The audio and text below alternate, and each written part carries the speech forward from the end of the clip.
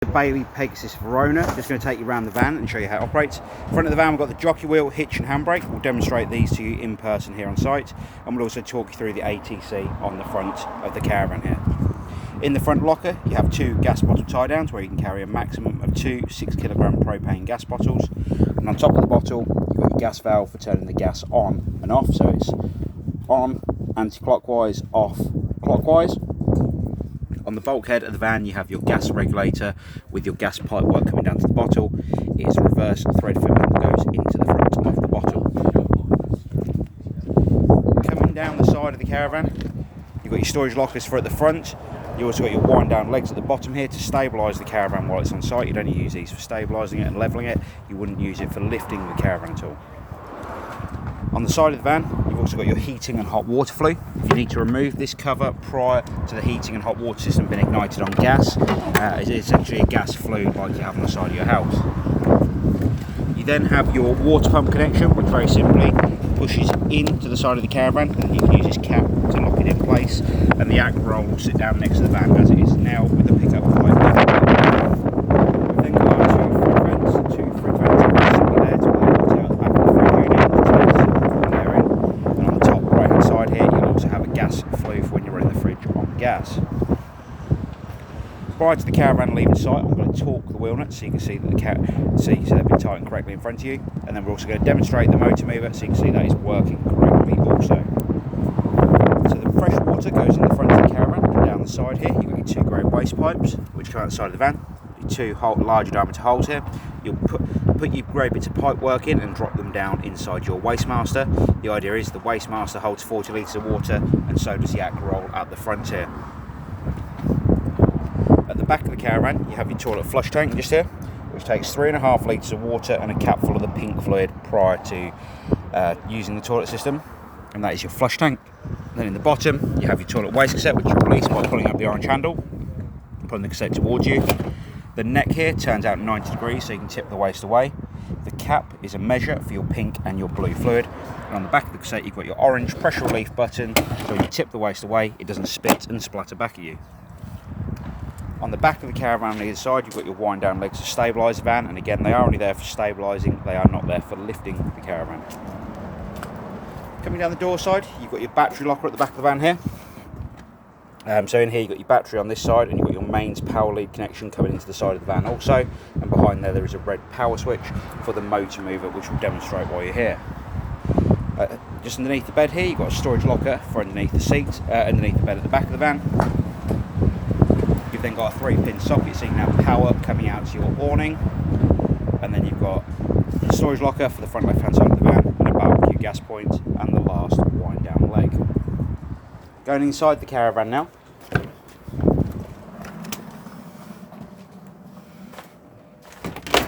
As you come in the door on the left hand side you'll see your master control panel for the van. So you've got your main power switch, so you need to have this on when you're on site, whether you're using 240 mains or 12 volt. You've got your interior lighting, awning light for the outside of the caravan, and your water pump run. If the lights don't come on with the switch just here straight away, you'll need to go around to each light individually and turn them on first if they have all been turned off. The first thing you're going to need to do is fill the water system up. So to do this, you're going to come over to every tap on board the caravan. You're going to put the tap over the sink and open all the taps up on the hot side of the water system. Now as you can see, I've already filled the water system up on here. However, you need to have all these taps open to be able to fill the water system up. You'll then come underneath the seat on the front right hand side of the caravan, and just in this cabinet here, to move this bit of pipe work out of the way, you should see a yellow valve. That yellow valve that you can just about see there in the video is the drain down valve for the water system on board the caravan. That valve needs to be parallel with the floor as it is at the moment for you to be able to fill the water system up. If that is upright and pointing towards the bottom of the seat, it will drain all of the water out of the system on board the van. With that valve parallel with the floor and all the taps open on the hot side, you'll come back over to the control panel by the door, and you need to put this switch in the down position. This essentially puts the water system, turns on the tap on the pump on the outside of the caravan and draws the water into the caravan itself. Once the water system is completely full, you'll have water running out of every tap on board the caravan, and at that point you can shut all of the taps back off and you'll be able to start heating the water on board the van. To do this, you've got two different options. You've got electric water heating down the side here on this control panel. In the central position it is turned off. On the top position here it is 30 to 40 degrees of water temperature, a preset temperature. Then when it is down it is 50 to 60 degrees of water temperature. When it's in the central position the water heater is off, but that only works, as you can see here, on 230 mains, which essentially your 240 supply coming into the caravan, reduced slightly for the caravan systems. Coming up to the control panel on the side of the van, just here where it says Ultra Store, this is your gas operation for when you're showering on board the caravan or when you want to warm the water up on gas when you're off grid. Very simple to use. You've got a switch here that's a flick switch. You can flick it to the top here and it comes up with 50 degrees of water temperature. When it's ignited, you'll get a green light on the left hand side of the control panel here. If it fails to ignite, you'll get a red light on the right hand side. Like I said, you do need to have that cover off on the outside for the heating system to warm up or for the gas systems to ignite. Again, the same when you go on to 70 degrees. Green light left hand side, fail, red light on the right hand side. You will need to use the gas to boost the water system while you're showering on board the van. I suggest you select either one of the two here. For that, if you use it on electric and you try warming the water up that way, it will take quite a bit longer to warm up, just due to the fact that it won't boost on electric. One thing I should say is you do actually need to have this switch on here for the electric water heat controls, just down the bottom here, to be able to be operated. Next up is the heating system on board the caravan. Now on the opposite side of the caravan, this is actually the room heating for the caravan. You've got a dial up here on the wall, which is for your ultra heat. Now depending on what caravan site you're on, you'll either have 500, 1000 or 2000 watts of power available. You'll spin the outer grey dial here on the outside, and you will need to have this switch on below. Again, this is a 230 volt control switch for the heating above. You will need to select the relevant power supply down the side here, and the best way of finding out what you can set this to is by asking the site office when you arrive on your holiday. To control the temperature of the heater, you've got a dial here in the centre that goes between 1 and 9, obviously 9 being the hottest setting. The heater itself has the gas control on top of it, so this is the heater itself here. To control the gas heating, you'll spin this dial on the left hand side round to between 10 and 9, hold down the gas valve, and when it ignites you'll have a pilot light in this window just down here, as you can see. Once that pilot light has been lit for 5 to 10 seconds, you'll slowly release the gas valve, and then you'll be able to control the heat on the heater on the dial on top here, turning it all the way off to 0 to isolate the gas supply. This caravan is also fitted with blown air heating, so a bit like you have in your car, you have the little vents down there that you have on your dashboard.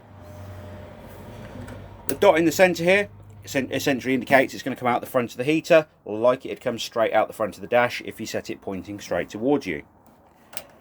The wave symbol here on the left hand side is continuous blown air, so then the heat will come out the vents around the caravan in different locations.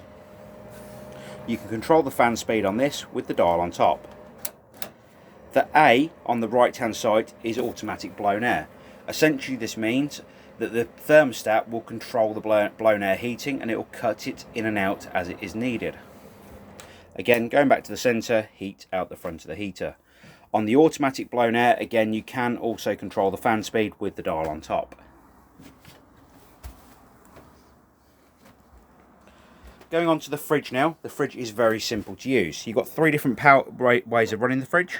You've got 240 mains, so as long as you connect it to mains power on site, you can select the 240 option and control the temperature of the fridge on the dial on the right hand side. The thicker the line goes, the colder the fridge will be. You've also got 12 volt mode here. Now what 12 volt mode is to allow you to use the fridge as you're travelling down the road. It'll allow the fridge to work as a cool box once you are connected to the car, and if you have the right connections on the car. If you don't have the right connections, then it will not operate as a 12 volt fridge, and it will also not charge the battery on board the caravan as you are towing. Like I said, it is only a cool box motor. It won't get completely cold. It will just chill the beer and wine slightly. So when you get on site and you whack the fridge on cold, they get that a little bit colder, ready for when you have a drink when you set up. You've got the gas option here at the bottom. Again, you'd use this if you're off-grid. To ignite the gas system, you'll hold in the temperature control button and hit the igniter on this side at the same time. When the fridge is ignited on gas, you'll notice this little red line here will come around in the green. That's essentially your pilot light. If that red line stays in the green, it means the fridge is ignited and it is working as it should. Once that red line has hit the green, very similar to the top of the heater, you'll continue to hold in the gas valve for about 5 to 10 seconds, then slowly release the valve, and you'll just keep an eye to make sure the red line stays in the green. Microwave, hob, grill and oven all work very much the same as your household appliances, no difference at all there. Your igniter is on the front as you'd expect to see. Underneath the bed area, you'll notice storage area with your motor mover control box, but like I said, we'll demonstrate the motor mover while you're here on site. The last thing we go through on this particular caravan is the toilet system in the bathroom. You have an electric flush on top of the toilet here. That allows the toilet to flush. You have a toilet full indicator light. This will illuminate red just here where the toilet waste cassette is completely full. The toilet seat itself actually turns for your convenience. So as you can see, you can spin it into the central position here or turn it to a position that is more comfortable. However, when you're removing the toilet waste cassette from underneath the caravan, you need to make sure this toilet seat is pointing straight on with the back of the toilet. You'll also, below the toilet, have a grey waste flap here. You'd need to have this open when the toilet waste cassette, when the toilet is being used, and in the closed position when the toilet is not being used. You also need to make sure this is in the central position when you remove the toilet waste cassette from underneath the van. So that is the Bailey Pegasus Verona. If you have any further questions on the caravan, please don't hesitate to give us a call here at the Caravan Company, and we'll be more than happy to help. We appreciate your business and we look forward to seeing you here on site soon. Thank you for now. Bye bye.